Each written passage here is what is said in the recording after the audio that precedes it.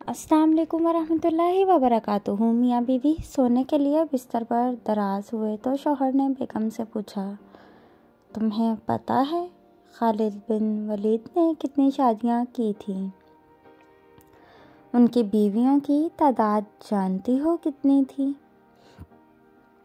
बीवी ने जवाब दिया, बस पहले उनके जितनी जंगें लड़कर दिखाओ, फिर उतनी शादियाँ भी कर लेना, बल्कि मैं ख़ुद तुम्हारे लिए रिश्ते तलाश करूँगी।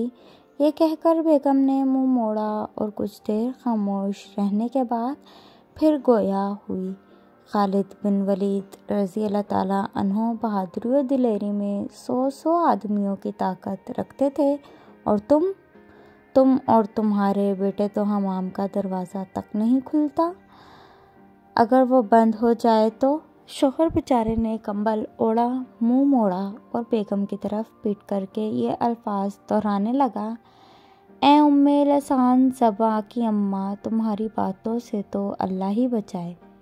जबकि बेगम आंखें दिखाते हुए उसे कहने लगी, खालिद बिन वलीद रज़ी अल्लाह अन्हो सहरा में भी सारी रात नवाफिल में गुजार देते थे, और अक्सर अल्लाह के खौफ से उन पर बेहोशी तारी हो जाती थी। और तुम पर तो खैर से ज़िंदगी में एक ही गशी तारी हुई थी, जिस दिन किचन में चूहा देखकर दौड़ पड़े थे। अब मुझे खामोश ही रहने दो तो अच्छा है। इसके बाद वाकई शौहर में कुछ कहने की जुर्रत नहीं हुई। अल्लाह हाफ़िज़ फ्रेंड्स।